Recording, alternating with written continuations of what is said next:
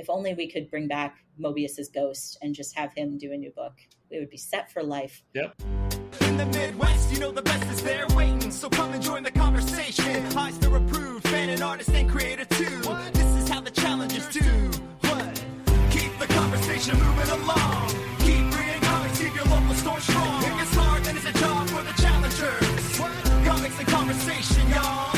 From Challengers Comics and Conversation in Chicago, this is Contest of Challengers, the lowest of all entertainment. a comics industry business podcast with The scummiest of the scum, the lowest of the low, the stinkiest of the stinky. Patrick Brower. Brower the Sour, they call him. and Holly AITCHISON. One time after I'd gotten a wrist tattoo, I immediately went from getting it done to Neo.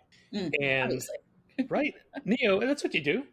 Yeah. But it was a big, wrist bandage right at the point where, had you done some self-harm, Oh, you might be wrapped up. So I didn't get it right away. Like, people were like looking and kind of whispering, which you don't really notice whispers at Neo Yeah. all that much. But Tim Seeley actually came up to me and said, "Man, what did you do?" I'm like, "What?" He's like, "Your wrist." I go, "Oh, it's a tattoo." No, it's just a tattoo. Oh. I'm just imagining Tim coming up and being like, "Are you okay, man? Like, do you need someone to talk to? Are you good?" It was early enough in the evening at Neo that it was the point where he wasn't the one who needed someone to help him out. That is alluding to stories we are not telling right here. What we're going to talk about is comic books, because this is, after all, a comics industry business podcast. And who better to talk about those things than someone who actually works in the comic book industry? I am joined today by Holly AITCHISON, whom I have known for, I guess, way longer than I realized, but haven't officially met in a business capacity, like face to face. That's true. We just I've been like a communicate, stealthy ninja, just showing up at challengers, and you never, right? Like waiting till I'm not there, apparently. That's not my fault. I was not aware of your schedule. That's fair. And I mean, we must have interacted when you lived in Chicago. Oh, absolutely. Yeah. That's, But now you're big, fancy West Coast and work in publishing and all those things. But you're joining us here today. And I finally just remembered to press record on my phone because I always need a backup. Sometimes when I record through Zencaster, it records you in one channel and me in another. But when it puts them together, it'll sometimes speed up or slow down one of those channels.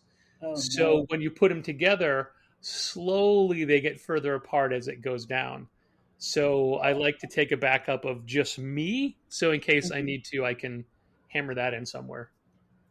That's very clever. But I would not have thought of that. It's a learned hack. It's because I didn't used to do it. And there are times where something has happened and my channel goes out, and like we had Brian Hibbs on a couple years ago, and my entire channel went down. It was just his that recorded, so I had to a Hibbs monologue. Yeah, pretty much. So based off of what he was saying, I had to fill in the gaps with like, I guess this is what I asked. No.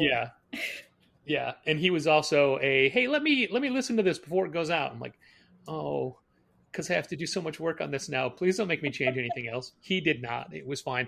But we're not talking about Brian Hibbs. Holly, we're talking about you. And shucks. So you, I said that you're in the industry. Mm-hmm. What do you do? So I am the director of sales at Humanoids. We are a French publisher. Well, we originated in France. Officially now we are an international publisher based out of the U.S., out of L.A. Been in business for almost 50 years. Next year is our 50th anniversary. I know, it's really exciting. It's a long time. We were started by three legends of French comics. That would be Drouillet, DNA, and the wonderful Moebius, who I think everybody knows who Moebius, everybody knows who he is. And then there was a fourth guy who, his name is Barnard Farkas. And I always have to talk about Bernard Farkas because he was like the money guy. And in every picture of the four of them, and there are a lot, he's wearing this like very official, like businessman looking jacket, but looks like really cool still. But he's obviously the money man. He also has the best name out of the four of them. It's such a good name. Such a good name. Apparently after, and as far as I know, there's no like, drama with why he's not considered, a part of the original founding team, outside of, the original stuff. But apparently after he left officially working at Humanoids, he went on to be involved in the Rubik's Cube somehow. So like, he's really interesting. I kind of want to like write something about Bernard Farkas, but yeah. So I wonder if it would have sold better as the Farkas Cube. The Farkas Cube. I mean, I would buy a Farkas Cube, right? And it's how quickly can you solve the Farkas? So they started almost 50 years ago as a place to tell stories that weren't being told in the mainstream. It was very, very much based around the idea of like the cutting edge of comics, which is obviously very different now than it was in the 70s. But yeah, so I've been here for a little under a year. Before that, I was at Oni Press. I've heard of them. Yeah, they are a publisher that is very close to my heart. They were basically the books that got me into comics after Marvel as a kid. But yeah, I was there for a couple years. You were part of the Oni regime where we loved everybody who was there. Yeah, I loved everybody too. I still love, there's still so many amazing people there. Like I have complicated feelings about that I will not share on the podcast. Of course. But at some point we'll have to, go to Club Lago, eat some food and absolutely. Are you coming back for Christmas?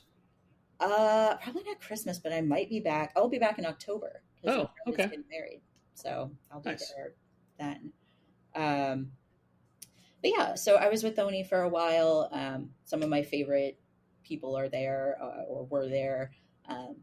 And before that, I was at Boom Studios, which is, again, a publisher very close to my heart. Love Boom, love everything that they do. I was there from 2015 to 2020, so kind of in like a very specific growth phase, which I'm super proud of. Sure. Boom is still such a progressive publisher and very retailer friendly. Yes. Massive shout out to Morgan Perry on that one, because she really Dynamite Perry. Morgan's great. She really, the amount that she put into building the retailer program to have it be something that retailers not only wanted but would benefit from, just even after she was gone. And man, that sounds like she's dead. She's not dead. After she left, after she moved on. She's definitely not dead. I feel like I was just hanging out with her because there was a Transformers Skybound retailer Zoom call that I didn't attend, but I was watching the replay of it, and she was hosting that. And I had reached out to her about a different matter in the comics industry, and she literally responded to me right before we started recording. So I felt like I've been talking to Morgan a lot in the last couple of days, even though I like literally haven't been talking to her. Yeah, Morgan, she's not only one of my best friends, but I like, we joke all the time about how she's my forever work wife. I'll see her at shows and we'll get really dramatic and like, reach across aisles at each other. I love it. Occasionally I'll just start singing somewhere out there at her until she runs away because I embarrass her. But yeah, Morgan. When she came to the store during ALA, she popped in on a what was it, a Wednesday night? Anyway, so she popped in, and I'm always so excited she's there. But I immediately like took her. I'm like, okay, so here's what I'm thinking about. What we want to do with the display of this wall, and so I just launch into all of my retailer thoughts because she has the retailer background. Yeah. She was at Earth 2 Yeah. before she got into the publishing side. And so about 20 minutes later, I'm like, hey, I'm real sorry. How are you? Hi. Thanks for coming in. How's everything going? I just mean like, oh my God, Morgan is here. She's such a great resource. I'm going to go and ask 1,000 questions about how I can do my job better. Though, I bet she loved that. She's It was before I interacted with her as a human. well, she loved being a retailer. She was really good at it. She had such a she just understands the retailer perspective in a way that I think a lot of people on the publishing side don't, and don't always try to. She really just, she's the gold standard of everything when it comes to direct market. One of my jokes I was telling at Comics Pro, and it's not really a joke, but I make it sound like a joke, is like when I meet new retailers and I'm talking to them about what I do, one of the things I say is, I promise I don't suck at this. I sat 3 feet from Morgan Perry for years. I sure do it. So I've just osmosed a lot of those skills. Like, I know what not to do from the complaints Morgan would get about different things, and I also always have her as a resource, which jokes on every other publisher, they don't. But yeah, she's fantastic. And, the Atmospheric Boom was really so committed to taking care of retailers that it was always very front of mind for us on the sales and marketing side, was just making sure that retailers were being cared for. And we were thinking about how different choices we were making would impact the retail side, not just for Morgan, but our boss at the time, Spencer Simpson, who's amazing. I can't talk about where he is right now because I know, but I'm not supposed to, I think. Fair enough. No one will ask. Yeah, it's secrets. And then Philip Sablik, who is just the man. Like, Philip is, I'm pretty sure Philip hired me because in my interview, when they were asking me about how I got into comics, I brought up the fact that my parents are both giant nerds and they met in high school playing, or they were in the fencing club, but then they also played D&D together. And Philip just stops and like pauses and looks at me and he's like, I need you to find out what race and class they both played. And I said, I'll do my best. But he was so serious about this. He's like, this tells me a lot about your parents. And so when I started, I think it was like my second or third day, I went into his office and I said, I don't know what my dad played, but my mom played a half-orc fighter. And then he's like, we need to reconsider your employment. We're looking for paladins or paladin parents only. Yep. Yeah. No, he was very pleased. And over the years I worked with him, he would talk a lot about how both he and I are bard type people. We're very good at adapting to different situations and reading the room and bringing it up and taking care of problems in a very adaptable and flexible way. So the number of times he would just be like, that's your bard talking. It was great. So yeah, I really went down the rabbit hole of companies I've worked at. Yeah, but it's all good companies with good people. Yeah, I've been very, that's something that for me as a person, I don't like working at places where I have to do things I don't want to do. Working for ethical people and ethical organizations is super important to me. And I would rather make less money and work somewhere where I feel connected to what I'm doing and the people I'm working with and, the message and ethos of the company than make more money somewhere where I hate myself and the people I work with. And Oh, wait, what if you wanted to make less money, but also hate yourself and the people you work with? You could be in comics retail. oh, I could never. I not I could never work in retail, but like I like retailers. You know, most of you are I was just taking a great. veiled shot at Dal. That's all that was. Ah, He's not here to defend himself. And besides, people know that he and I hate each other. It's fine. it's the odd couple dynamic. Yeah, You know? It's, that's why I like stand by we're that. rarely ever in the store at the same time. It just means you can't have that much awesome in one place. The entire building would just snap. There are points where people like first of all, whenever anybody who hasn't seen Dal in a while says, "Oh, how's Dal?" And my stock answer is, "Have you met him?" That's how he is. But There's there's something to be said for being constant. sure, You know? yeah, it's not. I don't mean that derogatorily at all. It's just that that's who he is. That's he's you know whatever you think. If you think he's fine, he's fine. If you Yeah. think he's great, he's great. That's what he is. Yeah. But there's several people in the industry who are good friends of mine who also think they're good friends with Dal, and I'm like, no, no, no, no. He doesn't get that rub just because you know me. He hasn't earned it. And he also doesn't care. I'm the one who's out with you right now. He's not. You're the face, you know? That's right. I'm the face. He's the cold, calculating machine brain. That's how he described himself. I can say that. Robot. Yeah.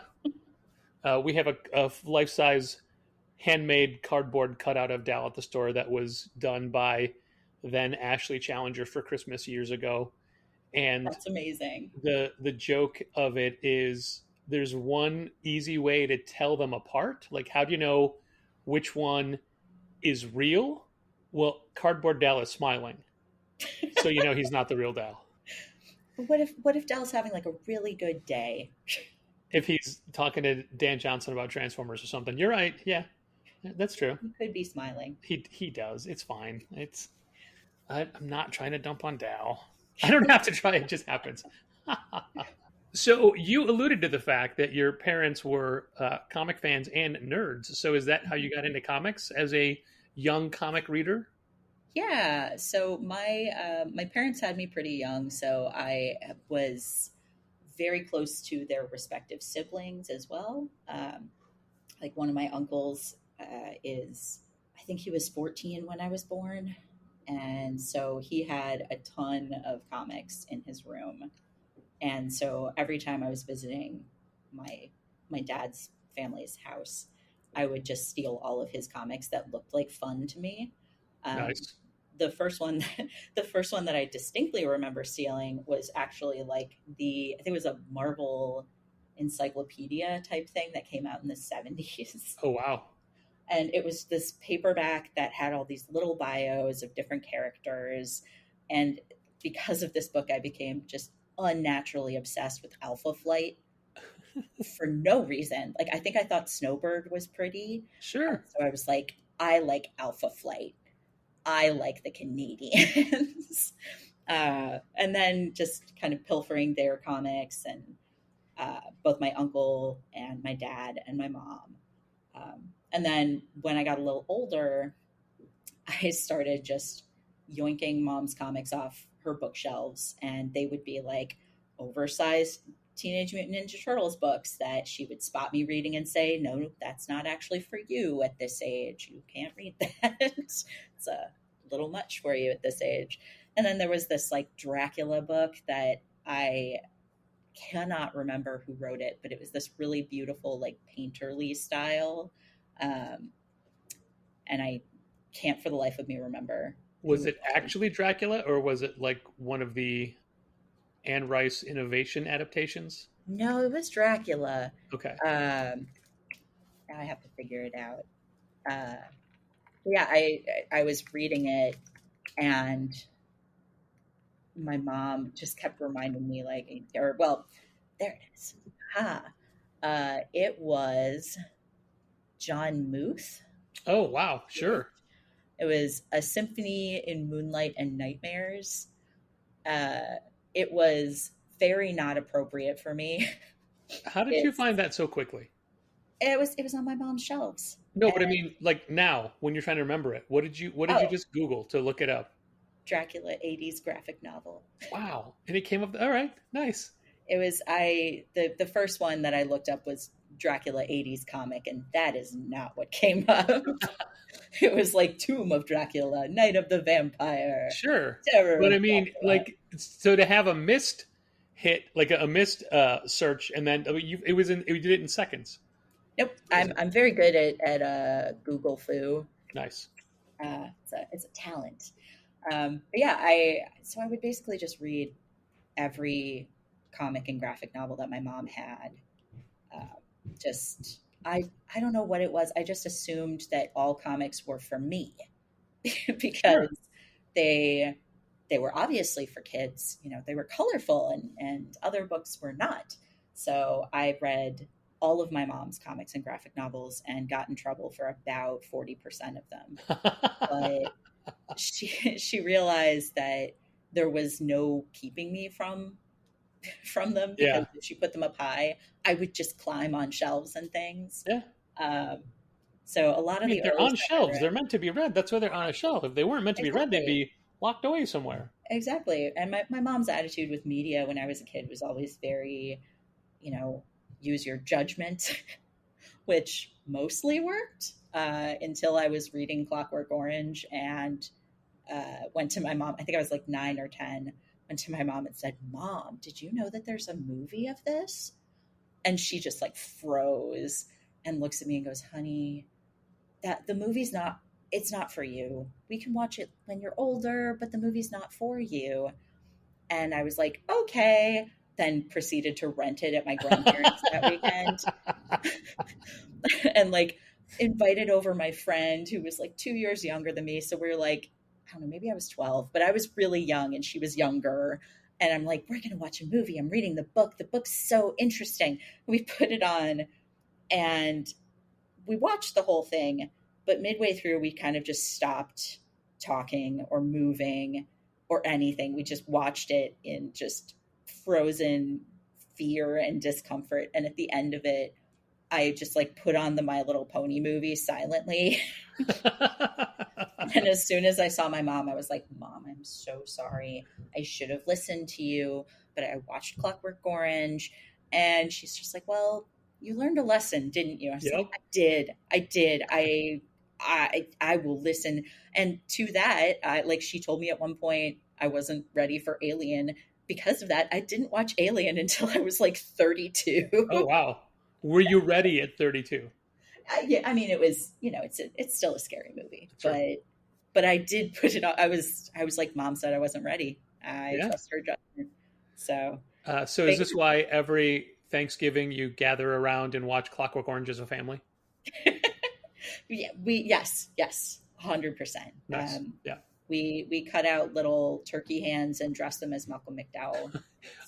All of the turkey's eyes are taped open. We get little toothpicks, break They, them into they, pieces, they and have to watch you eat them. That's it's terrible. very important. They have to understand violence. Yes. Yep. Yeah, so it was that, and I read when I was younger. I read Ninja High School. That was like one of the books that I loved as a small child, which is old Antarctic Press book, Sure. and it's very like It was Ben early. Dunn, right? Yeah, it was been done. It's a early Americanized manga, um, very much like a very strong ripoff of like Urusei Yatsura, and like ton of popular manga at the time. But yeah, it was I just kind of fell in love with comics at that point. But it wasn't until I was in high school and I read Blue Monday by China Clugston that I really felt like comics was for me. Before that, it was always like a thing I enjoyed. I liked Marvel. Obviously, like the X-Men TV show was on at the time, and I was obsessed with that. But Sure. everyone was. Yeah, but I mean that's such a great.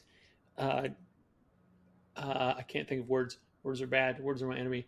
That is Touch point? such a good into comics for so many Yeah. people was the X-Men cartoon. Hmm. And just to bridge some of the worlds even more, earlier this year I was on a podcast as a guest. It was a book club, and the book was Mizanikoku, and Oh, it was the host of the podcast, myself, and China Clugston. that is such. I Yeah. mean, I love So that. so China is so great. I got to put Rumika Takahashi and China Clugston together That's so great. in one anecdote. That brings me so much joy. China is like, I met her when we were working on. She was doing some book for Boom. She was doing cover art for. Oh my god, now I can't remember what it was. I don't remember. She did. I think a Lumberjane special. Okay. She was doing a signing with Shannon Waters at San Diego, Nice. and I was standing there, helping people through the line. And at the end, as I'm cleaning up the books, I was like, "Hi, China. I've been a fan since I was a kid. Can you sign my copy of Blue Monday? I can't. My old ones are in storage, but can you sign my new one?" And China was like, "Oh, I didn't even realize that you were a fan." And Shannon just made fun of me and was like, "Oh yeah, Holly's like." Holly was a Lumberjanes fan when she started, and I didn't know for the first full year she worked with us because I'm used to just kind of being like, oh, I'm not going to I don't like making people uncomfortable by fangirling too much, but yeah, China's great. I bought a page from Blue Monday. That was Nice. I had to have one. It's it's from I think it was like part of Absolute Beginners, and it's Blue chucking a Pepsi can at Alan's head, which makes me Excellent. really happy. And then she did a painting for me that was unnecessarily good. Like I had just commissioned her for like a chibi. She was doing little like holiday chibi commissions, but because I I thought she was underselling herself, like her rate for him was too low, so I sent her more money. And so she was like, "Well, I'm going to make yours special now." It took her 2 years, but it was like it's just amazing. She's such a wonderful person, and that was just something that often meeting your heroes is not what you expect it to be, but meeting her was amazing. She's so great. I also love that you did that with the payment, because I just did that with Chris Schweizer for um, my friend Haley's birthday. I asked him to do a commission, a portrait of her, and Mhm. he quoted me a price. I'm like, no, man, that is way That's not too low. enough. That is He way too low he's for this. great. He when I bought some stuff from him at ALA, and he tried to just like let me take it, and I was like, "You will take my money. If I have to huck my money at you and run away, I will." Like that's comics is just so full of these like wonderful people on the especially like artists tend to be very like, "Oh, it's I have I have extra copies of the book. It's fine. You can just take it. We're friends." It's No, like, you "No." paid for those copies of those books. You had a like it's one thing if you're giving away just like your art, which you shouldn't Yeah. do, but when it's Yeah. like, oh, you physically had to pay for that book to be Mhm. printed, so it's like you're just handing me $8 or whatever. It's Yeah. like, no, Yeah. I'm paying for your book. Yep. No, it's I will pay you for your work. Like this is very important to me is that people get paid for their work. It's I'm really good friends with Marie Enger, who Oh yeah, uh, yeah, they're Marie's great. amazing. They're They're so good. fantastic. They are constantly. I don't know if you saw they were doing a series of warm ups where they were asking for like books and film posters to draw as warm ups, and I sent over the cover to Where the Wild Things Are, which is one of my favorite books from when I was a Yeah, kid. And I sent them that and then some Jacques Cousteau old movie posters because I was like, oh, I'd love to see Marie's take on a bunch of ocean life. And Marie texted me at like, I don't know, it's probably like 1 a.m. for them, being like, I love all of these. I'm going to draw all of them. Then they finished the Where the Wild Things Are one and just sent it to me. It's one of my favorite pieces. I have so much Marie art around the house, but oh I nice. often have to just order stuff from Marie's website. And then I get a text from them being like, no. I'll just give it to you. It's like, haha, you can't stop me if I order it from your distribution channel. That's right. That's right. They have to take Haha, the get money my then. money. Yep. For a couple years in a row, we did this event where Women's Comics Month. Hmm. It was the first year we did it. We were overly ambitious, and for the month of March, we wanted to have a different um, woman, non-binary, female presenting Hmm. creator in every day. And Love it. that was too much because some days, like, people don't want to come in on a Tuesday kind of Yeah. thing. Yeah. So then we wound up in subsequent years, we just would stack the weekends, like, oh, we'll get 2 or 3 people per day, Saturday, Sunday.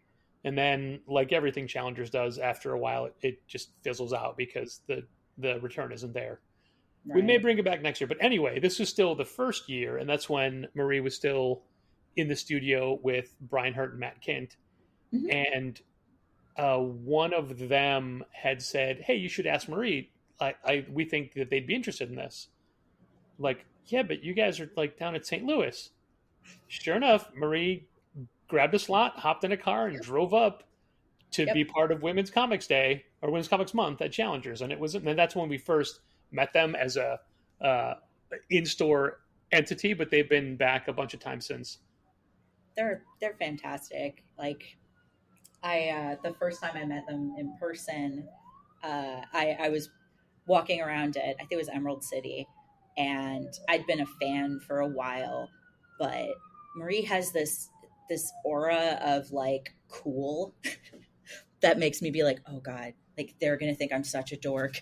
So, but I was with Morgan, who brings up my cool factor every time we're anywhere, Sure. and that's just, Morgan is so cool. So we walked up to Marie's table, and I was going to commission Marie for a piece because that year I basically took all of my per diem and just used it to commission a couple artists and then just ate 7-Eleven food. I mean, to me, that sounds like you're doing exactly right. Yes. Yeah, I think that's just what I did from then on. Because, that's why we're there, is to support artists and creators and, see people. But I walked up and I had a list of people, like characters that I would love to see Marie's take on. And, Marie didn't, Marie was like, I can't do Kitty Pride. I've tried before. I can't, for some reason. There's something about her style that doesn't fit with mine. I'm like, that's fine. So we're like going through the list. And finally, I'm like, Batgirl, your choice of which? And they were like, perfect. That's it. So they did like a Babs for me. But as we're talking, I made some joke about how Marie can get away with things because they're, quote unquote, the talent. And Marie just froze and looked at me and was like, oh no, I don't like to be thought of that way. It was this like, it was very much like meant as a, no, I'm no different than anybody else. Like I don't ever want people to think I'm not approachable or something like that. But for me, it was very like, it just hit in a certain way that made me be like, this person is so cool and so Right. confident and so like aware of themselves and so badass. But it also made me think Marie did not like me for quite a while. And then later, I saw them again at C2E2, and we were just chatting. And Marie was like, "Yeah, you never like texted me after Emerald City. Like I wanted to chat." And I was like, "Oh, I thought you were just being nice." It was that's the nerdy kid confidence levels of just like, it's but yeah, Marie's amazing.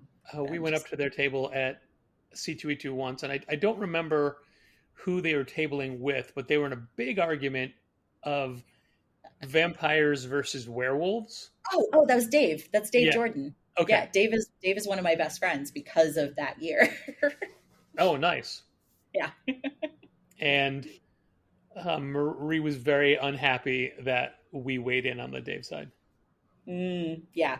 Marie We didn't know whose side was whose when because it was just vampires or werewolves. Oh, werewolves. It's got to be werewolves. What? No. Yeah. I had like the print that went along with that Yeah. I had to hang it kind of sideways so that they were just parallel. The werewolf and the vampire were fighting like side by side instead of one of them winning by being Yeah. on Oh, there top. you go. There you Because I go. was like, I can't, don't make me choose. Don't do this to me. Because I was very much like, well, it's werewolves, but it's Marie, so Right. uh, Uh, Dave felt very smug about it when he later on was like, well, but which one were you, if you didn't know, if it wasn't Marie and I, which one would you pick? I was like, well, werewolves, but and he was like, vindication. It's the whole thing. They did another one the following year that I think was mummies and oh god, I can't remember. It wasn't as good. I okay. mean, the art was still just as good, but the matchup was Yeah. not. Already, I feel like whatever it's going to be, I'm going to pick that one over a mummy. Yeah, yeah, Visually, definitely. mummies are a lot of fun and they're real fun to draw, but if it's in a fight or whatever, Yeah, yeah. I'm, Mummies. What are I'm they going to going say not mummy. to? Yeah, yeah. Pick one: mummy, not mummy, But not mummy. hmm hmm Okay, so with the current humanoids output, hmm over the years, humanoids has tried a different publishing lines and different superhero lines, even, yeah, and yeah. um, Mark Waid's been involved and Gail Simone's been involved. But I think right now you're focusing on just standalone graphic novels or graphic novel series, Yeah, right? There's not a individual single issue publishing plan, yeah, and I yeah, think that's a great way to go. And it's also, outside of the direct market, you have such a greater reach yeah. with that. Yeah, I Uh, think with the a lot of there were things that humanoids, despite being in business for almost 50 years and being in the US for it's been 25 years, the our reach and our overall brand, which is like this is like businessy this kind of is a comics industry feel. business podcast, This Holly. is Of true. course, is welcome. That is true. I am talking about the business of podcasting, the business of comics. There's no, I have no business podcasting. I can tell you that right now. Um, so Humanoids has tried a couple things over the years, and a lot of it I think was just not leveraging some of the strengths that we have, but also you don't want to keep returning to the same well. There's the Incal, which is such a it's a seminal work in comics, and it's something that is so singular and unique. And we have spin-offs from it, we have the Meta Barons, we have all these other stories, but you can't just keep returning to the same well. And while we do have new Inkall books, which I love, and they are all really fantastic, and I genuinely highly recommend all of them, it's important to know who you are as a brand outside of that. You can't just do the same thing over and over again and expect it to keep growing, because there's no evolution if that's what you're doing.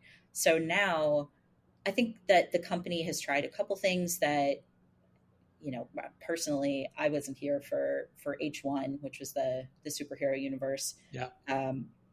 It's not something that I would have recommended because starting a superhero universe is really hard, and it's so like, unless you are, you have to really commit to it, and even then it's there are two big superhero universes that people are already really committed to, so And it's like, also really saturated, and yeah, people are almost tired of the characters that they know, so they mhm, don't want to take chances on properties they don't know.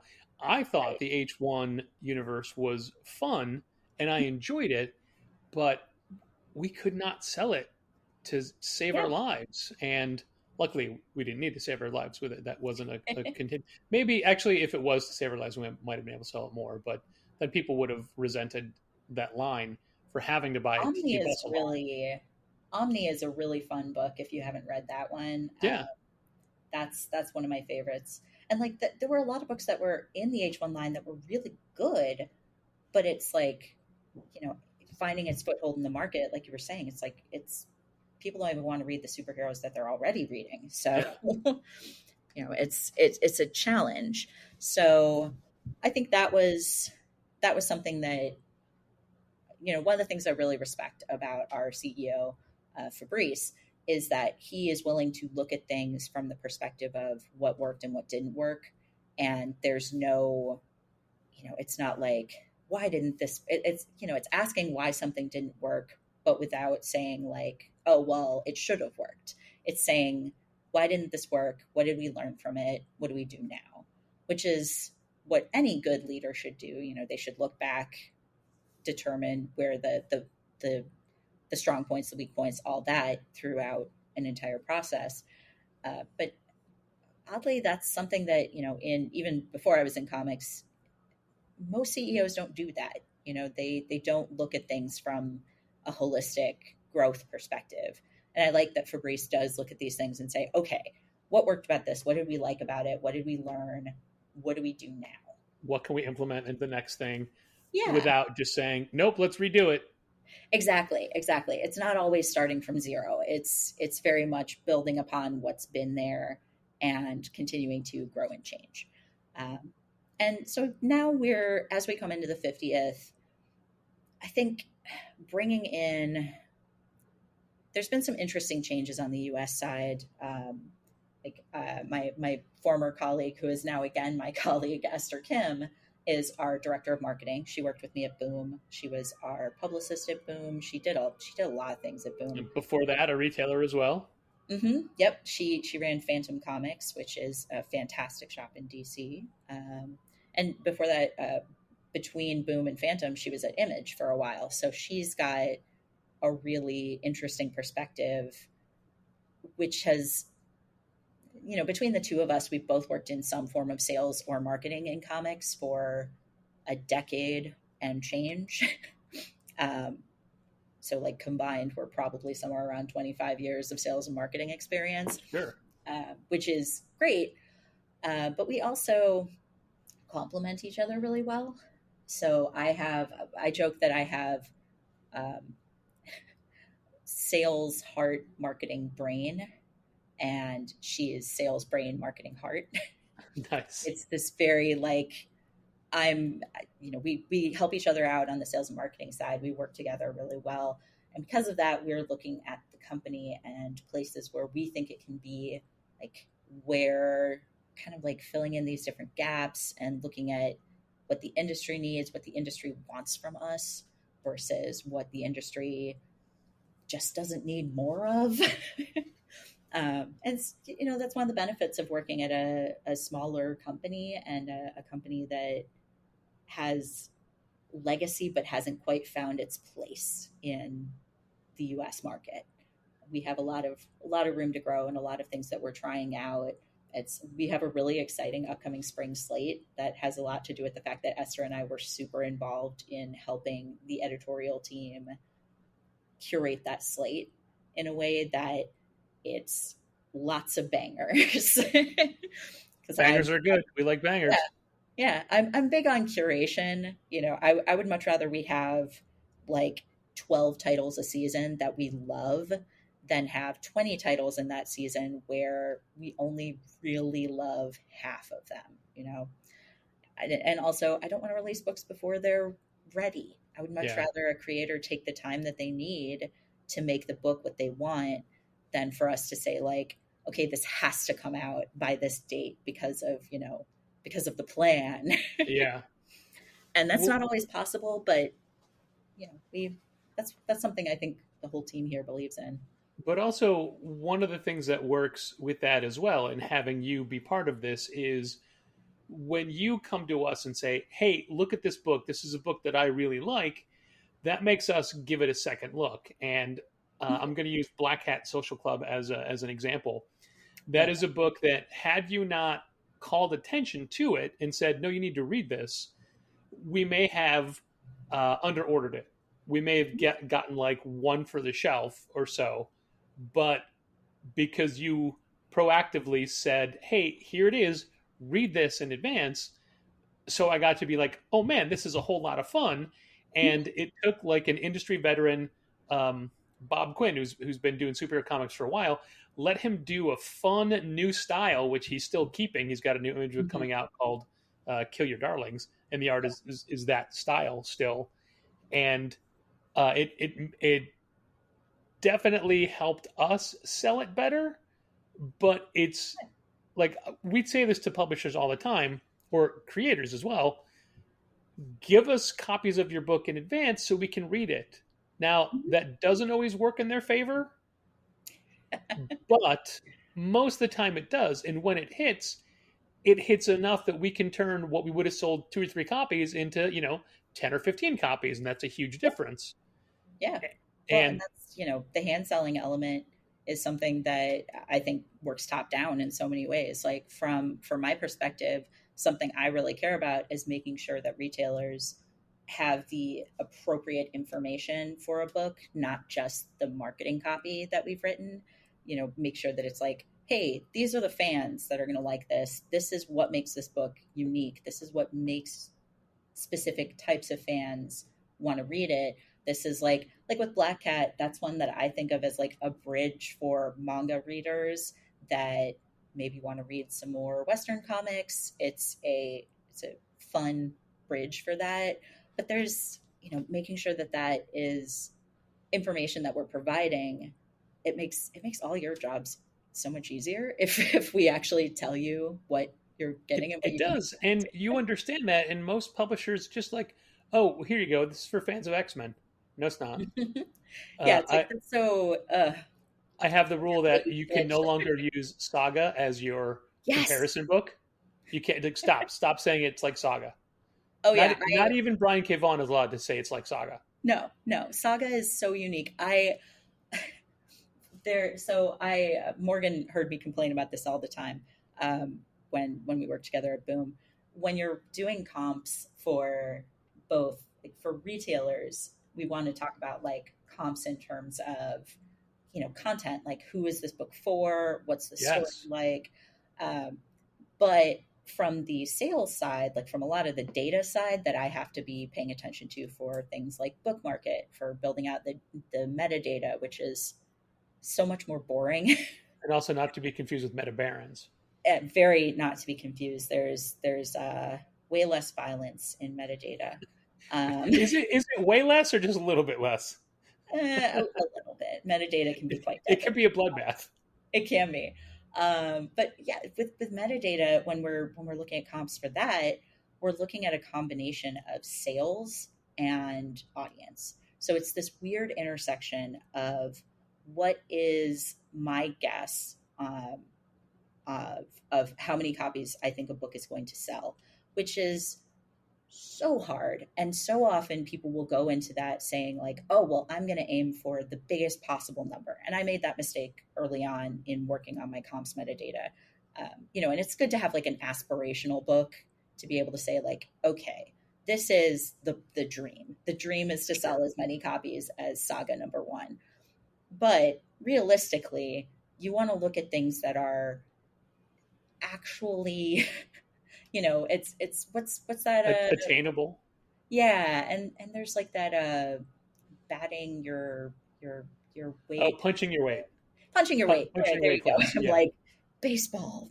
That's not baseball though.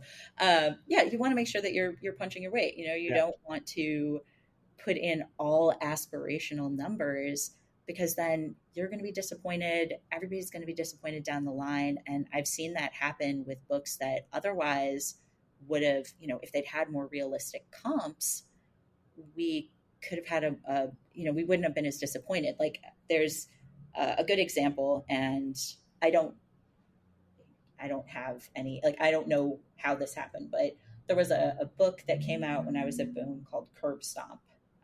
It's by Ryan Ferrier Yep. and Tamaki Naoki.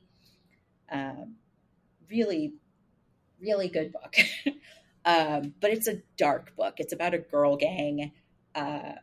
It's very much like it's got like shades of the Warriors.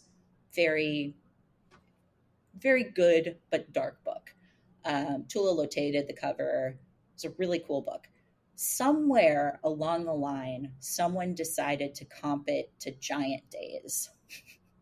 Okay. Uh, and I couldn't figure out why. That's This was, yeah, well, there are girls in Giant yeah, Days. yeah. I was like, is that, I mean, it's not like Curb Stomp has funny moments, but it's not funny. It's about, dynamics of a social group in a really dark circumstances. Like it's more the Warriors than like a fun college story. But because of that, the comp numbers that were in uh, were just really high. So the orders went in really high. And then we got really high returns because people were like, this is not what I expected it to be. And when you do stuff like that from the sales perspective, that really doesn't help anyone because the book then, especially when it's a creator owned, like that, it means that the book is not reaching the right audience. Yeah. It might have still sold the same number, but if people are expecting it to be like, oh, this is for fans of Giant Days, like that's who we're targeting, and then they read it and that's not who it's for. But if you comp it to something that's more appropriate, that's similar wheelhouse, you know, similar range of potential sales, then everybody in that chain down is going to be much happier with what happens. You're going to see more realistic numbers, and the book's going to reach the right audience. So it's all about finding the people that need this book because every book has a person, and Oh, for sure. And people find it for you anybody. could argue that that's my job on the ground as well. Mainly is putting it in the hands of the right person. Yeah, but I mean, I think it's important that publishers, Let us know what it Previews is is ahead of time yeah, Previews is a freaking tome. yeah. Like it's by the time people get to, the middle of the book, it's like all we can do is try and make sure that the information is right there. Like retailers can't be the people that have to read, like you shouldn't have to read every single PDF to know who this Yeah, is for. and They you should be can't. able You to, really can't. exactly. As much as I call for them, as much as I ask for PDFs, there are some that I give up a couple of pages in. Yeah. Which, can also say something about the book. Yeah. Yeah. But it is also, we have to be able to give you guys the quick pitch. Like, one of the things, and I started doing this a couple months ago with our previews pages, and thank you for your help in determining how best to do this. But Oh, you flattered me by asking my opinion on it as well. So thank you for oh, that. it was very, very helpful because honestly, like I can look at something from the perspective of like a consumer. I can try and put myself in different perspectives, but at the end of the day, I'm not a retailer, so all I can do is have my trusted circle of people where I'm like, all right, what do you think is the best way for me to do this? And that's so important. But I started doing this thing that we've been calling the retailer's corner in previews, where it's 3 bullet points. That is the one line pitch, some of which are longer. Sometimes you can tell I'm struggling to put it into one line because either I love a book so much that I'm like, but there's all these details. They have to I don't want to, but then you have to know that this happens or it's about this or. Exactly. It's like, this is really important to the plot. It's, like in Kill Wolf Head, there's a cerebral elephant, and I wish I'd been able to put that in the one line pitch, but I couldn't work it in. I'm like, she's like a spectral elephant. She's incredible. But, that's not, unless you have somebody who's a really big elephant fan, that doesn't super help you sell the book. Sure. But, it's a one line pitch. It's audience, which mostly is for things like if this is a middle grade book or something where, maybe it could be for a very specific, like if you have a fan of like art books, or they really are constantly going for like the Fantagraphics arm of things, those are things that I can call out there. And then we have the section that I call For Fans Of, which is very similar to audience, but it's more like I can toss in Literal titles. exactly. There's titles or like themes. Like we have a Mark Twain book coming out pretty soon. And Did that he book, write it? yeah, as well. So we got his ghost, but Whoa. it was a I good can gift. sell a lot of that. Not even because it's his ghost, it's because it's actually written by a ghost. Any Yeah. ghost. Yeah, it's. I often am like, if only we could bring back Mobius's ghost and just have him do a new book, we would be set for life. Yep. But yeah, it's a book called Man Who Corrupted Hadleyburg, or excuse me, Man That Corrupted Hadleyburg. I had to correct that for everybody because Man Who sounds more natural, but apparently it's The Man That Corrupted Hadleyburg. Okay. It was a story that he wrote after leaving America. He was really disillusioned with American society, and I have no idea why that would happen. I know, right? He was like very anti-imperialist. He really felt that Americans of the time were very judgy, and that they used religion as a shield. Yes, at the time. Yeah, nothing like today. Yep. So he wrote this story called The Man That Corrupted Hadleyburg. And it's about a small town. On the sign of the town and everything, it's like they were called the most honest town in America. And his whole thesis with this story is, can something be honorable if it has not been tested? So the story is that a ne'er-do-well who felt wronged by Hadleyburg leaves a bag of money at someone's door and says when he was down, somebody helped him, and this bag of money is for them, but he can't remember their name, but he knows that they will remember what they said to him. So he's written it on a card. And once somebody says that, they can have the money. So it's this whole, and obviously it's a lie. It's a whole trap. Sure. To make them turn against each other. It's a really interesting short story that I had never heard of. And this adaptation is really fun because the artist who adapted it, his name is Wander Antunes. He is, I believe, Brazilian. And he really wanted to take this story and make it into something that is like still the same like commentary on imperialism and morality. But he also has like Tom Sawyer and Huck Finn are in there as sort of reader insert characters. Okay. And so are those all public domain now?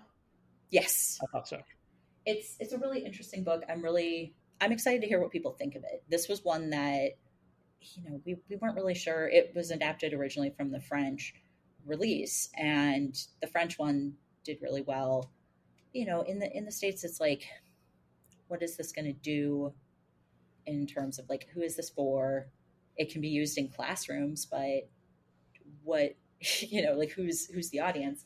But anyway, a whole part of my pitch for that was that this is for fans of anti-imperialism and sticking it to the man, and sometimes those more esoteric pitches for books are the way that I go. But yeah, it's important to me that retailers and really anybody along the chain is prepared for these titles when they come out. Like, who it's for, how to sell it. And that also, like, hopefully in reading those, it piques retailer interest to be like, oh, okay, well, much like with Black Cat, maybe this was something that retailers were not sure what it was, but by reading like the quick summary and having those tools, they're like, oh, well, this has, like we had a Stephanie Phillips book that came out last month. 8 Limbs. Mm-hmm, mm-hmm. We had 3 pre-orders for that, and I think that's a good number for a book that, wasn't based off of a huge property or something. Yeah. It's and that was also I think Esther came in to join Humanoids a couple months ago, and so we've been getting up to cadence with marketing and sales pushes and all this stuff. So like, it didn't have as much marketing behind it as we would want. So that's a very promising number. Like, I know for people listening who might not know much about like the behind the scenes stuff, 3 pre-orders from one store for an independent book is pretty great. And that's not even counting shelf copies. But I mean, Yeah. and also the fact that we had 3 pre-orders is enough to say, oh no, we need more shelf copies, Yeah. because that Yeah. there's interest there beyond what we may have thought. Yeah. We have I have another one that this one I'll have to send you. We're still in final copies or final, final editorial for it. We have a book coming out next year from Joanne Starrer. Yes, yes. I've never actually asked her how to pronounce her last name, so now I feel like a jerk. But her name, I've seen her name attached to more and more things recently. Yeah, she's great. But we haven't fully announced the book yet. The information's out there, but we haven't announced it. So Esther will beat me with my own shoes if I talk too much about it. But it's a book about wrestling and about growing up. Now I'm on board. I think you'll enjoy it. It's funny because when I first heard about it, I was like, oh, so it's very much about wrestling. And then I read it and I was like, oh no, it's about relationships, and wrestling is the setting, the backdrop. Yeah. So Daniel Warren Johnson just finished up Do a Power Bomb for Image, and the whole thing takes place during a wrestling tournament, but it's just a family drama.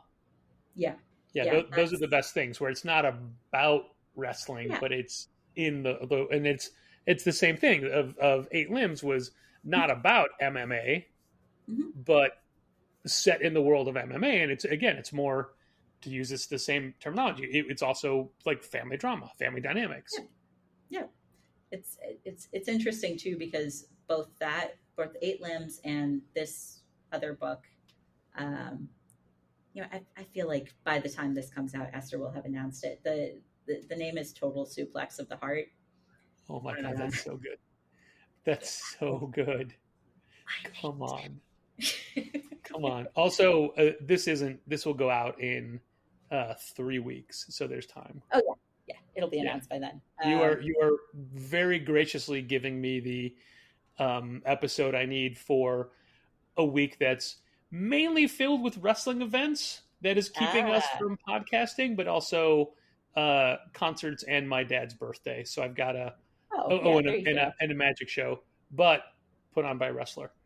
So I've got a block of 6 days in a row where I have something going on, so I can't record that week. So you graciously are letting me plug this in then. Well, then it's appropriate that is so good. Yeah, it was. So it originally had the name The Hope Spot. No, thank you. Yeah, and it's like I'm somebody who I enjoy wrestling. I was more of a fan a couple of years ago. It's not like I don't like it now. It's mostly just I don't have the time that I had. Sure. Turns out when you continue to get promoted in work, you have less and less time for the things that you want to do. That's weird. It doesn't seem right. I'm as high as I can go in my company, and I still have time for wrestling. It's priorities, Holly. It's priorities. That's on me. Have you heard of All Elite Wrestling? You haven't looked at AEW. That's the problem. I like AEW. New Japan was my thing for a while. Yeah. I'll give you and that. I really like AEW, what I've seen. Can I ask if you have a favorite New Japan wrestler? Favorite New Japan wrestler? Yeah. Yes, and now I cannot remember her name. Okay. She is a tiny Japanese woman who had a magical girl vibe. Oh, Yuka Sakazaki. Yes. Yeah. I loved her. She's so great. She's so great. There's a cool I can't remember the name of it, but there's an all woman Japanese wrestling league that's something Joshi. That's Tokyo Joshi Pro. Yeah, I wanted to see them when I was in Japan, but it just didn't line up. New Japan's always really fun. A friend of mine loaned me their New Japan login because nice. He was like, if you watch enough of it, you'll want to just subscribe yourself. And I was like, all right. But there's too much. They do stuff. They just finished the G1 tournament for this year, and that's basically you have 4 blocks of wrestlers wrestling. There's shows every night. There's too many things. Too many things. There's so much. And the finals came down to, I'm not spoiling anything because A, this is going to air in 3 weeks, and B, it happened over the weekend, so it already happened. But the Yeah. finals came down to Tetsuya Naito against Kazuchika Okada again. We've seen them wrestle a million times, Yeah. surprising no one. But you had people like Will Ospreay and Eddie Kingston in the tournament, and they Yeah. didn't, whatever. Anyway, I'm sorry, I'm getting off topic. No, it's wrestling is I enjoy wrestling. I watched a lot more when I was at Boom because we were working on WWE, Yeah, and you know, this was before I learned a lot of the the less than great. backstage drama stuff, and yeah, Yeah. I didn't know as much about WWE as sure. a yeah. I mean, there's Um, still some really good people and good yeah, performers in that company, but they're in absolutely. that company, so it's hard. Yeah, and it's it everybody that I met that worked there was great. Sure. I I was very sad because the one year that I didn't do San Diego with Boom was the year that Becky Lynch was there. Oh, And I when when we first started doing the WWE comics, I had to like pick my favorite wrestler. sure. And at the time I knew very very little. It was basically like the editor on the book at the time, her name was Mary, and she showed us a couple, like she basically plopped down in the conference room and played a bunch of different like different nights of wrestling, and we would all just watch bits and pieces to figure out what we liked and didn't like. And it was when my friend Steph and I became very worried about the New Day because they were being menaced by I can't remember his name, one of the Wyatt family, Okay. and it it was a whole thing. But I immediately fell in love with Becky Lynch because she was making punny jokes, and I was like, I love her. She's so good at those too. I want to be her when I grow up. Um, I almost exclude. I don't buy WWE T-shirts, mhm. um, but I do have a Kofi Kingston shirt, and I have two Becky Yeah, Lynch shirts. Kofi is also really Uh, cool. Kofi is super super nice, and he is someone that I actually stay in touch with. And Oh, that's I cool. sent him my care package a month or so ago. He broke his ankle and had to get some crazy Oh, surgery and metal bits put in. So while he was recovering, I sent him and his kids a box of comics. But he also got me out of a social engagement earlier this year that I do not want to elaborate on, just on the off chance uh, you someone never is know. listening. Yeah, But I uh, he was very happy to be a help in getting me out of that situation. he's just such a nice Yeah, guy. Like, he's the kind there's of guy that we used to when he would be in Chicago and visiting a local former colleague of his. I would mm, I would run over to the store when I lived in the area and open up at like 1 a.m. for them to come shop. Like if they just got in a red eye or something, and they the show the yeah, next day, I would run to the store and let them have run of it, to buy stuff. And yeah. Kofi's actually been a guest on this podcast as well. That's great. He Yeah, is so cool. He was very, very nice when Steph, my friend who I worked with at Boom and who is still one of my best friends, she arranged the New Day signing that we had the year that Boom announced that we were doing the WWE comics, yeah. and it's the only time I've ever seen her get kind of starstruck because she's just not like that. Like she does not care whether somebody's famous. It's not her thing. She just treats everybody the same, and she's a delightful person. But she was like, she loved the New Day so much, and she was like, I kind of just want to ask them if I can give them a hug, but I think that would make things weird. But They would have so absolutely she, said yes. oh, totally. And like she was so just nervous about it, and she was very cute, but she had a big crush on Xavier Woods, and like it was very cute. The whole thing was extremely cute. Uh, I Um, don't but I don't think I've told this story before, and it's not necessarily comics industry business, but a few years ago, a friend of mine called me and said, you have got to go to this specific bar tonight because they're doing an all Beyonce themed drag show. Oh my God. I'm like, okay, I can't go though. We have a store event. Like, no, you have to go.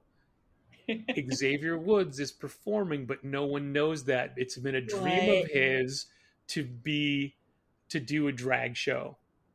That's amazing. Yeah, and I could not go because we had a store event, but I was tipped off ahead of time and I missed it. I hope somebody recorded it. I've never been Like, able to track it down. ah, that's a missed opportunity Yeah, right I there. know, but you know, That's it's I couldn't do it. I had to work. it's the fast world of comics, you know. You Yeah. gotta be on your toes at all times. Wow. Speaking of being on your toes, thank you for letting me have a little segue. I want Yeah. to quickly tell you why we love Esther. Yes. This goes Please. back to the year 2017 was a down year for challengers. The first time we really had significantly less sales than the year before. So we were trying to figure out what we should do different for the next year. And many of the things that we tried or implemented in 2018 were Esther's ideas, were things that we were talking to her specifically about what she used to do, because this was when she was at Image. I believe that was the time frame she was at Image at the time. She And might have been at Boom then. That might have okay, been really early at Boom. But who knows? She's magical no matter where she is. right. So all the things that we tried were all her ideas from suggestions of the things that she used to do, and some worked, some didn't work, but it was just the whole like, hey, here's a world of things we haven't experienced. Yeah. So yeah, we've been listening to Esther's advice for years now. That makes me really happy. She was so good at being a retailer, and she's still, I mean, she's obviously, I love working with her here. Funny related story. I was sending a care package over to Cape and Cowl Comics Nice. because they had Eisner their winning. I'm sorry. yeah, Eisner winning. Eisner Bill recipient. Eisner's Spirit of Retail. Yeah. Which is, you know, those are some of, not to pick favorites, but some of my favorite stores are Will Eisner Spirit of Retailer winners, like little shop in Chicago called Challengers. Oh, I was going to say, oh, you mean Chicago Comics? They won it back in the day. Chicago Comics did try to hire me when I was 16 years old because I was constantly there, and then they realized I was 16, and they were like, "Oh, we can't hire you yet." Tell that to Dal, who started when he was 12. Well, I think my mom probably would not have let me work either. Fair. So my grades were not great at that point. But yeah, so I was sending a care package over there, and I was sending an email to Aton just saying like, "Hey, we're sending a box. Congrats on the win. You know, Esther and I will be in touch with, you know, if you need anything, feel free to reach out." And he wrote back, and he is an incredibly sweet person, really just such a nice guy. And he wrote back and was like, "Oh, Esther, I remember you from Comics Pro, like 2016, when you were talking about all the things that you were doing at Phantom and the things that were working for you. So I've been a big fan of you for like 7 or 8 years." And it was especially funny because Esther often talked about how Cape and Cowl was a store that she would look at what they were doing and like rip off their ideas. So she was just like, "Oh, well, this is fun." I was like, "This is just, you know, a lot of good retailers pay attention to other good retailers. It's almost like that's a good idea," you know? Cape and Cowl has one of the best logos. They do. Big fan of their logo. They have good t-shirts. Yeah. Like and as you know, I'm a big fan of a good t-shirt. Going back to Philip Sopic for a second, when he met George Perez, and he was wearing a Challengers t-shirt, the "I love you but I've chosen comics" sale shirt in the photo when he met George Perez. I'm like, oh, that's so great. Yeah, it's George Perez. From everything that the people that worked with him at Boom said, just again, super great person. Yeah. And Philip is too. Yep. You know. Love Philip. Obviously has a good sense of fashion. My collection of "I Love You But I've Chosen" comic shirts is 4 strong now because I bought 2 the day Nice. that you weren't there and you abandoned me. So MJ took care of me. Well, it's Mark Bouchard's fault. They said that you were coming, so we're like, oh, we got to go. Uh, It's true. Mark is just keeping Chicago prepared for me. um, so I wanted to ask if so we were talking about how previews is an important tool for reaching people, but with the number of different subscriber fronting softwares out there, softwares is not plural, that's wrong. Software that's out there, specifically Comic Hub or Managed Comics. Have you had the chance to interface with those to see what the consumer goes through looking for product? That is a really good question. So, Like if you wanted to, you can go to challengerscomics.com. You already have an account in Mhm. our store, but you could, if you go in and say, "Oh, I forgot my password," you got to click a password button, and then you could like basically join Managed Comics, which is free. But then you could see.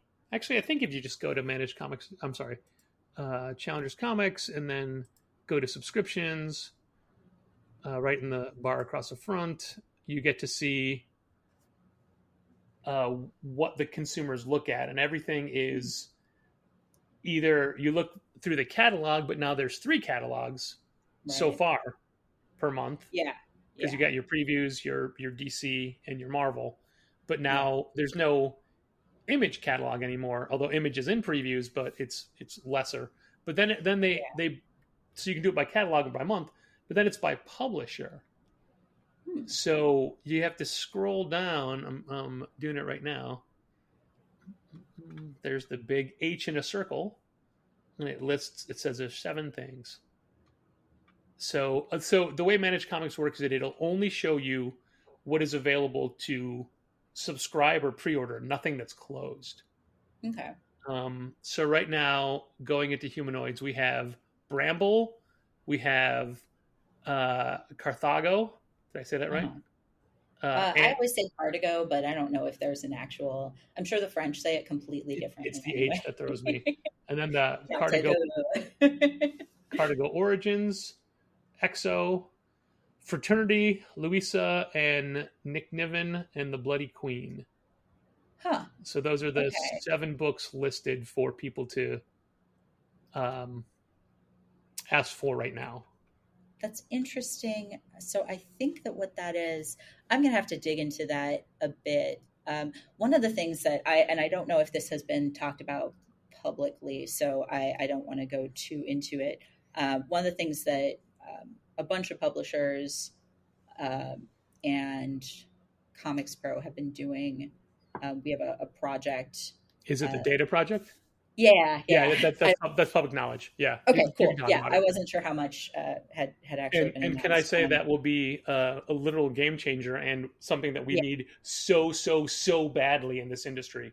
Oh, I'm so excited about it. I often like I often joke and I mean it when I say it, so it's not really a joke. Clean data is one of my favorite things. I Anytime I see data issues on our side, and like I used to do this all the time at Boom. It's part of the reason Boom's data is very clean most of the time, at least older stuff, because I'm obviously not there anymore. I'm clean data is very important, and being able to interface with different systems is a whole challenge that I'm honestly surprised hasn't been brought up earlier than this. So I'm so glad that Comics Pro started working on that. Massive shout out to Katie Pride for I think she was the one who initiated a lot of this. Another Will Eisner Spirit of Retail winner. That's right. Last year's. Yeah. But yeah, we're working on how data interfaces with all of these platforms. There's challenges to it. Different publishers have different amounts of data they're comfortable sharing, different amounts of process they're comfortable sharing. But at the end of the day, the things that are important are how that data disseminates to all of our different channels. So one of the things that's important to me is looking at the stuff that, for example, we just fed out spring 2024 in the book market. So Okay. that's all of the data for the stuff that's coming out January through April. Yeah, April of next year. And that data is available now for pre-order through all of our book partners. So that's like, we distribute through Simon and Schuster, so it's available through Simon. We want that to also be available somehow to direct market retailers so that customers can order directly from you as soon as that data is available to indie bookstores as well, because ultimately you're all indie bookstores. Yeah, exactly. So, and we do take a little bit of we get a little offended when they don't consider comic shops when they tout local bookstore day. Yeah, that's something that, no, I agree. You're all bookstores. Some of you just have more toys than other bookstores. But yeah, we're, Brian Garside's involved with some of the data project, I believe. I did get to see the Comics Pro panel this year. Yeah, I wasn't there. Yeah, you weren't. You had good reasons to not be there, but but it was filmed and put up online later, so I was able to watch that. Yeah, and we talked to Brian Garside regularly. My mom was there, so. Oh, really? Yeah. Oh, wow, yeah. That's great. She lives in Pittsburgh, so I dragged her to the auction. Yeah, I did know that. Yeah, and it was very fun, but. Yeah, I'm disappointed because we were supposed to do karaoke on that trip and we missed it. And a band that I've seen probably the most in my life, Enough's Enough, they were playing at a bar a mile from the hotel. Oh, wild. So I would have seen them on Thursday night. Anyway, I had big plans for that trip. Yeah. But, well, we'll see where it is next year. If it's in Pittsburgh again. It is in Pittsburgh again, yes. It has been announced. Yeah. I'll drag my mom again. She'll be very excited. She had an amazing time at the auction. Nice. It was very funny. That whole project, I'm really excited about what it will mean for data integrity across different platforms, because that is something that from the publisher side for the longest time, just having that data through previews, we don't always know how that data is going to be entered. We don't know. There's all these different things where it's like different codes, the way that they abbreviate things. I mean, you saw that Instagram post we had a week or so ago where on the same invoice, the manga Toilet Bound Hanako-kun was listed in 6 different formats. Yeah. And it's all just this, it's volumes of the same series. And it's frustrating. And even now, like for Penguin and Random House that distributes Marvel and IDW and Dark Horse, they all do their cover coding differently with the way they say if it's cover A or cover B, or how they list the artist, or some people put the full word cover A, some people put CVR, some people put parentheses around either the cover part or the name. Some publishers use the full name, some publishers use the last name, and it's all the same distributor, but the data is all so different. I imagine what that is. I'm betting, knowing how it is with the Simon data sheets and knowing that the PRH data sheets, like the metadata input, is pretty similar. I imagine the shortened titles, which is like how it would feed out, and in terms of like what's the abbreviation, what's this, what's that. I imagine that's set on a publisher level. Okay. Because typically when we're setting up metadata on the Simon side, there's a field where I have to put in a short title. So like Metabarons is like Metabarons TPV1 if it's trade paperback volume 1. Yeah. That's how I do it. But depending on the publisher, they might have different internal things. They might have, like, depending on the publisher, they might not have a set internal standard for how they do that type of data, depending on how small they are. because it might be, even if I look back at old humanoids data, the people that were there before me used different abbreviation techniques. Yeah. So I try to go back and clean that up, but it could be something as simple as with Diamond, they write the short codes for us, but maybe some publishers provide them with that short code. Like maybe there is an option where we can provide that. So it's wild. It's too many options, Holly. It's already too many There's options. so much data, and yeah, I'm pretty confident in saying PRH probably doesn't do it, but I'm not sure because they have a pretty good sized team over there. Um, one of the advantages slash disadvantages of being who I am and having the connections I have is I often have like kind of inside baseball views into different publishers. Yeah. And so I know exactly like how little PRH can do about certain choices that say Marvel makes, it's it's an interesting place to be. But it does also mean that often I am better able to figure out where problems are coming from, which is very useful all the way down because then I can try and propose solutions to people and try and solve things in my immediate sphere. And yeah, stuff like abbreviations are just, it's something that's so not glamorous, but it's so important So important. to help everybody. See, that attitude is something that we don't get enough of in comics is how does this solution help everybody, not just how does this solution help me? And Oh that yeah, is an amazing point of view to have. So thank you for that. I try.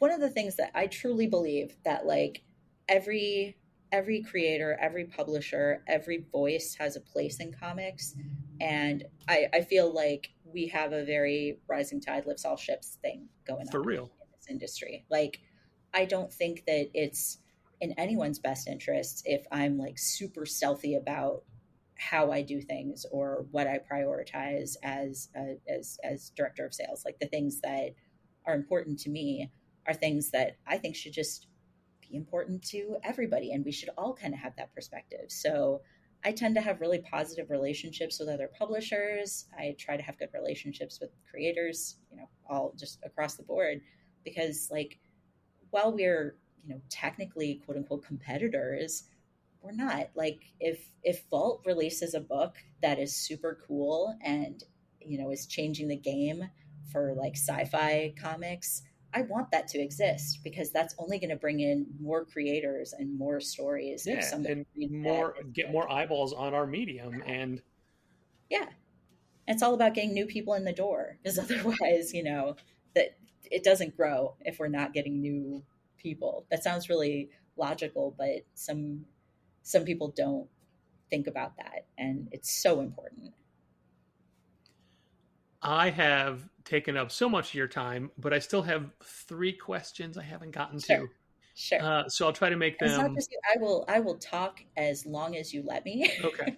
because this is a good conversation. I am enjoying this. I am enjoying it too, so thank you for being on it. And this is one of the questions where, had I given you a heads up, it may have been easier for you, but I'm not looking for a specific answer.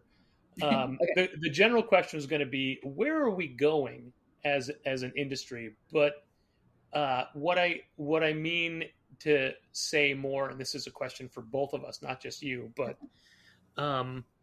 things aren't great right now in retail and sales wise and publishing. We're losing so many creators have just lost projects, and there's so many publishers and books and new people coming in. And I guess my general question, and again, it's a terribly phrased question, is: are we in a good place, or are we at least heading to a good place? Like, how I think we're going confident in a do you good feel way. about comics as a business? Not as like comics that are put out today are so good.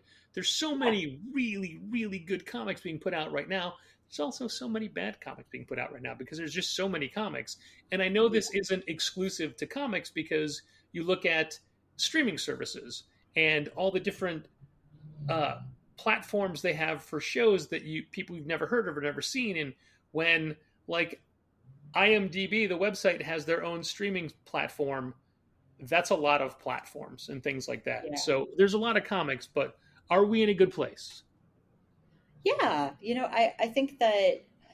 So I know I've said this one to you before, and I know it's never a fun thing to hear, but one of the things that is sort of comforting to me is that while this year the industry is down year over year, um, all books are. Yeah. Yeah. We, which I know is like, I think the last time I said something about it, and you mentioned it on the podcast, Dal was like, "Well, that's not helpful." And I'm like, I know it's not, but it is on some level. It's comforting to know it's like we're not doing something wrong. Yeah. So, but it does make us feel better because it's not Yeah, like a I thing know. we're doing. Like we're not doing it wrong. Yeah. It's It's, not a it's it sucks. it's not a Like challenger's problem. right. It really does. Like it sucks. Full stop. Like that. We're in what I've been calling a lowercase r recession in the States. Yeah. That I'm hoping doesn't turn into a big R recession because that would be quite unfun. Um, so we are seeing that in terms of like the sales, the path there. But the flip side to that is that I think on the creative side, we are seeing a lot of really cool things happening. We're getting in this wave of new creators, and I'm seeing so many amazing books from so many different places.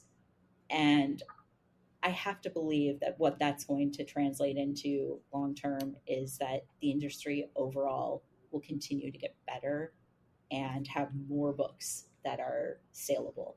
And I mean, you're right. That does also mean that there are more bad books. Yeah. But honestly, it's like you can't know if a book is good if you haven't seen bad books, and Right. And the people that are working on these bad books, they're not going into it thinking I'm going to put out a bad book. They're doing their best. yeah, and everybody grows. Like, I write, like I do some writing, and I've done some shorts for a couple anthologies, and I don't always love the writing that I do, but if I don't do it, I don't get better. And with making comics, the kind of standard advice that we give to new creators that I know is also annoying to hear is the only way to get into comics is to make comics. Yeah, And you're right. what that means You're right. is, there's some bad ones. Everybody's gonna make some stinkers, and it does put a little bit more, well, a lot more pressure on the industry as a whole to know what's good and what's not. But I think in the end, we are seeing so many cool things happening and so many different voices that are coming up that we wouldn't have seen 10, 15 years ago. So I'm optimistic. It is still scary from the perspective of the money part. But I think that's also why it's so important that we as publishers are curating appropriately. We're not just throwing all the spaghetti at the wall. We are carefully choosing. Strand at a time to see if it's done. Yeah, exactly. Yeah. Exactly. And that's the only way you figure out if it's dinner time. I think I've taken this simile a little too far, but yeah, I think that we're getting there. I think because there's been a lot of change in the industry on the inside. We've had a lot of people move from one company to another. We've seen huge changes. Like everything that's happening at IDW is so wild. Yeah. I think when we are in this industry the way that many of us are, it's so personal for us. It's so much like our heart is in comics. And so when things like this happen, where there's these big shakeups, it feels like a disturbance, like almost a disturbance of the soul, because it's like, I look at all these people at IDW who lost their jobs, and I'm like, that feels like something happened to my family, the part of my family I like, but And so I think from a personal standpoint, with all that happening, it can be discouraging. But then you look at it from the perspective of new growth. It's things change, and maybe it's just where the puzzle pieces were they weren't fitting. So now we have new things happening there, and hopefully that leads to growth. Um, IDW is a funny example because I do have a lot of friends who lost projects there, and that really sucks. Hopefully, what it means is that since they retain their rights, they'll be able to take them somewhere else. Yeah, and we'll still see those projects eventually.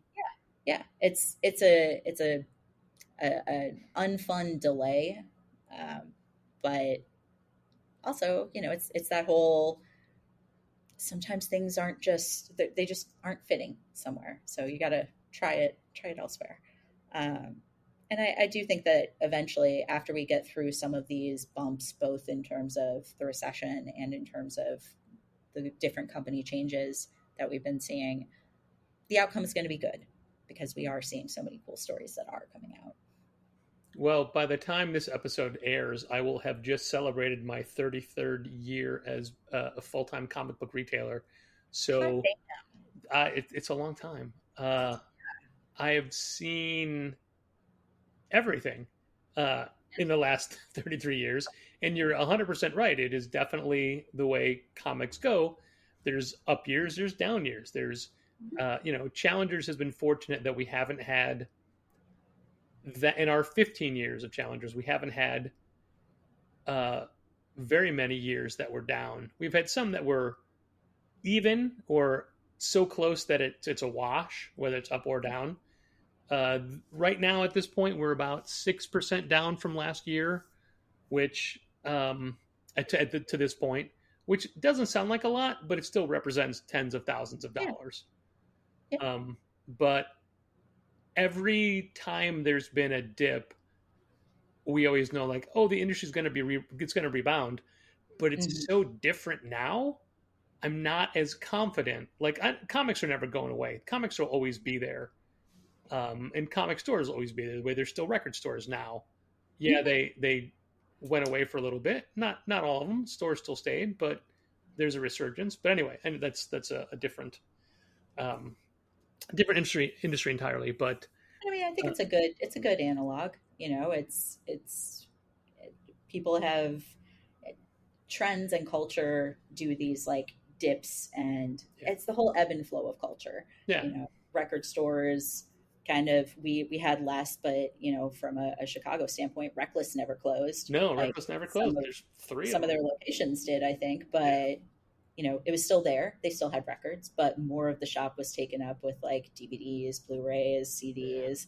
And then as records come back, it's like, cool, now more of the shelf space is taken up with these new printings. So culture's never going to be over with, culture's never going to be done with comics. It'll be back. It's just weird to me that now comics are so prevalent in the world today. And I don't use the term pop culture anymore, because there is no pop culture. It's just culture.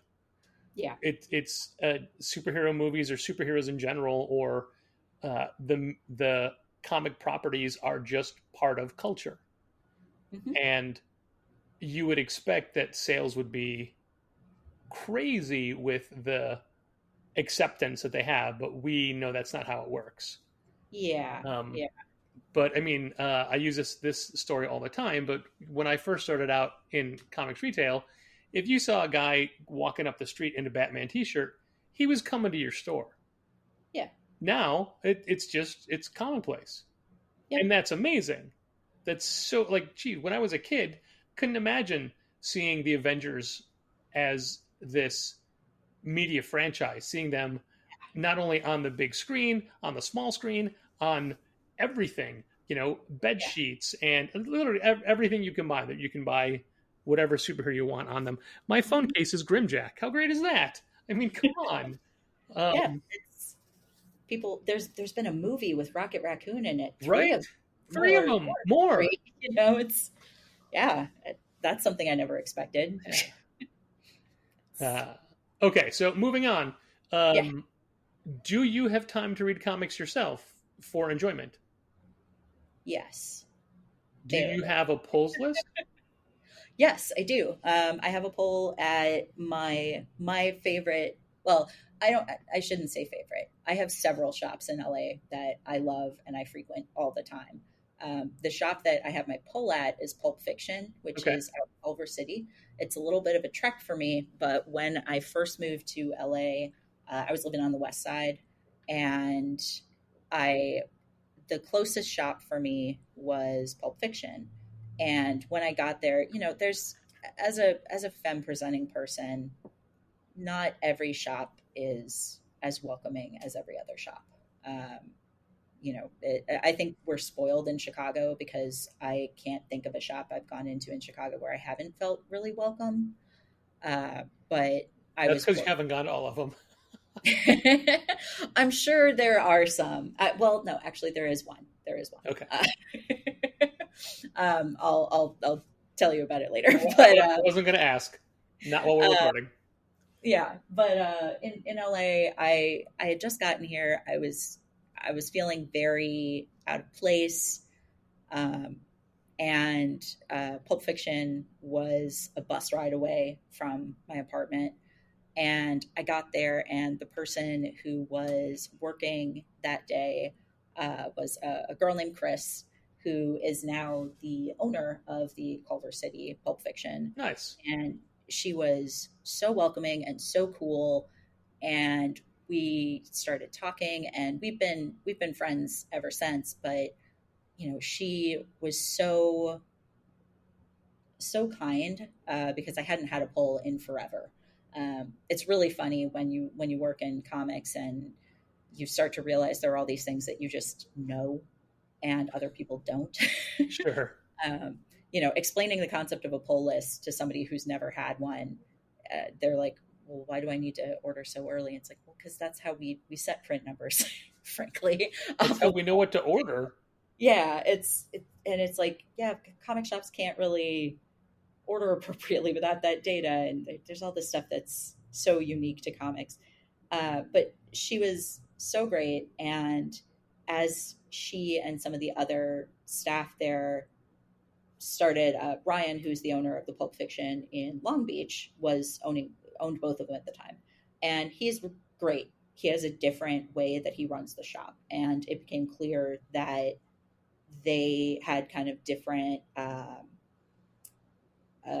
kind of ideas of what the store was. Yeah. And he wanted to focus on the Long Beach store. So Chris took over the Culver City one, and they're both fantastic stores. But Chris was very focused on bringing in marginalized voices. She was a huge supporter of Boom when I was working there. Part of the way that I bribed her to be my friend was I brought her a bunch of Lumberjanes patches. We happened to have some from San Diego, and I was like, oh, I'm going to make friends by bringing gifts. But the shop is so welcoming, and she really cares about developing a community, like, all the things that I think the best shops do. So I've had my pull there for as long as I've been in LA, even though now I live clear on the other side of town. Like, I live in K-Town now, which is like quite a ways. I have to take 2 buses if I want to get there. It's a while. So okay, but what's something on that pull list that you like? I started reading Great British Bump Off because so good.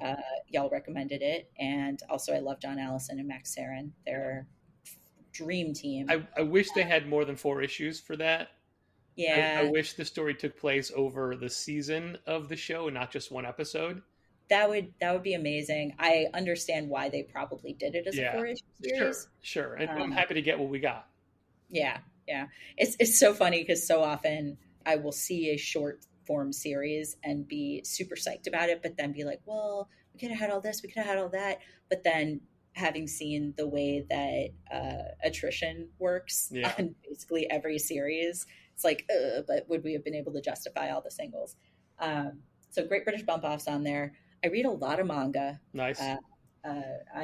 One of the things that I am spoiled with is, working in the industry, I have friends at a lot of publishers. So often I will have the inside line on like, ooh, this new book is coming down the pipes. You're going to love it.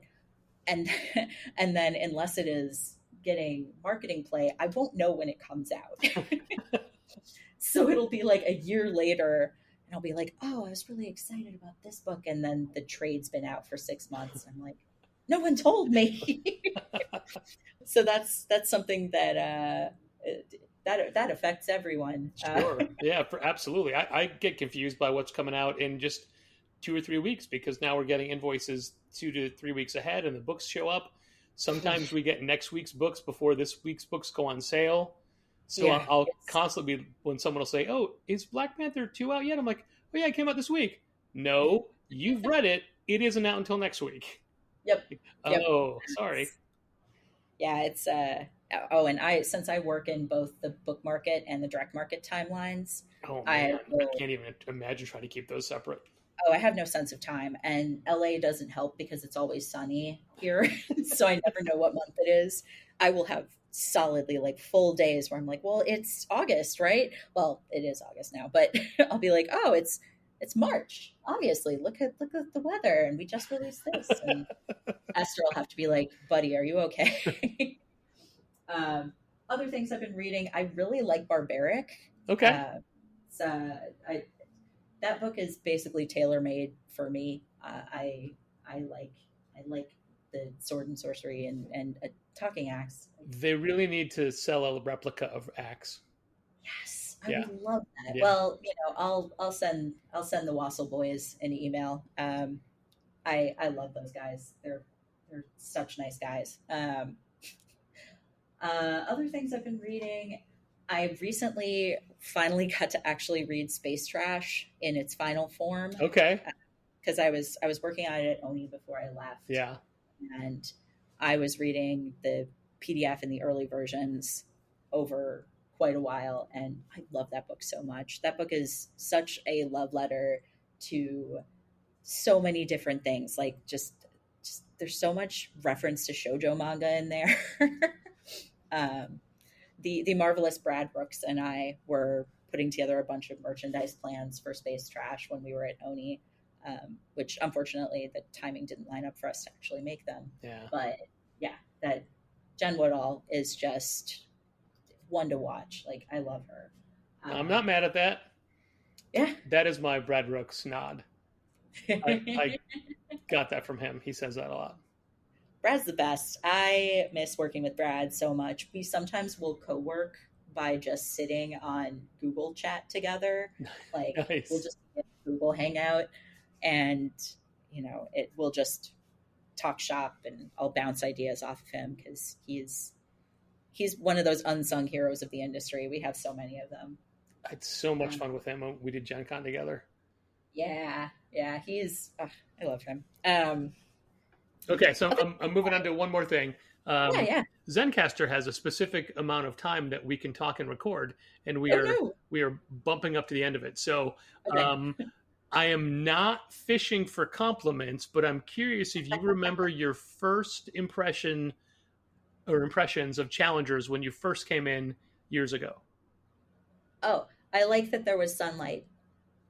There's a lot less of that now. Yeah, but it's a lot of shops.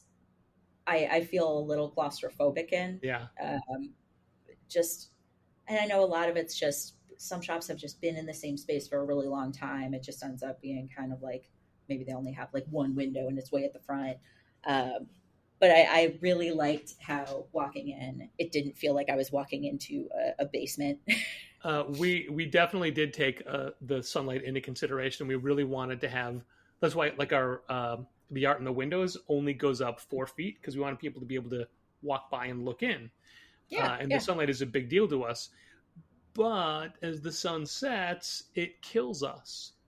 And we first installed cheap $15 pull-down shades for the windows. They weren't exactly sized right, but they got the job done. But over the years, just the double pane glass and the sun coming in just really cooks us alive, even with the AC at full blast. So a couple years ago, I started replacing everything with actual blinds that are sized to the windows, and I started putting them all up myself. Then I got hurt from my turtle attack, and great customers, Drew and Ashley, finished putting them up for us while I was laid up. And Dal and I frequently argue about them because they're horizontal blinds, so you have the little lever that you can rotate so it changes the direction to let the light in. But Dal would rather open it fully to get all the light in, but by doing so lets all the heat in as well. Yeah, so it defeats the purpose. Exactly. Yeah. But no, I'm glad that is a thing, because that was definitely a specific consideration. Yeah, it made it feel a lot more welcoming than some shops I've been to. It's, it's such a shorthand for, a warm environment to have some actual warmth. Yeah. Yeah, exactly. So one of the things we not hate, but dislike about how we have to do things now is we never took into consideration having to store product, like having to have next week's book. Normally, like when we opened, it was you get your books Wednesday morning, you put them on the shelf. Then it slowly became, you get them Tuesday, you put them on the shelf at night. But right. Now it's, you have this week and next week's books. Where did next week's books go? Because we don't have room for that kind of stuff. So they just live in boxes on top of the graphic novels. And so for, more like 3/4 of the week, there's brown boxes living on top of our red shelves full of books. And there's just nowhere, there's no other space. Yeah. It kills the aesthetic, Yeah, it really does. Maybe we should make permanent red boxes to put them in, so at least they look better. Yeah, like something with a little, almost like a bread box, something you can roll up. Yeah, good. We'll do it. Holly, are there places people who are listening should go to learn all about humanoids or you, or just things you like in general? Sure. So I share my comics thoughts a lot on the site formerly known as Twitter, and I'm on Blue Sky. On both of those sites, you can find me as Chaoticute. That's ChaoTicute. That's basically me everywhere.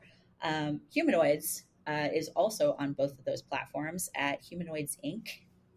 And you can then see all of our upcoming titles, some cool little bonuses. We try to put up some behind the scenes stuff. Nice. Also on Instagram. So. And then there's just humanoids.com. Excellent. Website. I've heard of those. Yeah, they're useful. Some people even put comics on them. That's amazing. Yeah. Holly, thank you so much for taking so much time out of your day to be part of this. And I've been wanting to talk to you. Well, I always want to talk to you about comics. And you're one of the smarter industry people that I know. And you also feel like you have the same mindset that we do, so it's fun to talk to you about everything in the industry. And shucks. the people that are listening just got to hear this, but this happens. We text often about stuff in the industry, and I love it. Yeah, no, it's one of my favorite things. Yay! The only thing. Oh, I'm sorry. I was just saying, I was happy to be here. Happy to have you. The only thing we didn't get to talk about is British sitcoms, which I'm sure we have to come back. We have. I'm sure we have a lot to talk about. Yeah. But also, the industry is always changing enough that there'll be other reasons for you to come back. Yeah. This has been great. I loved it. I wish I had this much fun in every episode. I wish I had a co-host every episode who was this willing to talk. Holly, thank you so much. Thanks for listening. Keep reading comics.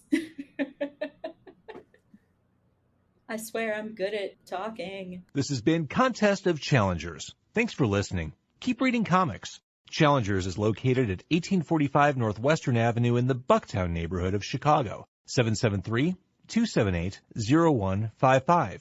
Keep up to date with new releases and events at challengerscomics.com. And help fund this podcast at patreon.com/challengers.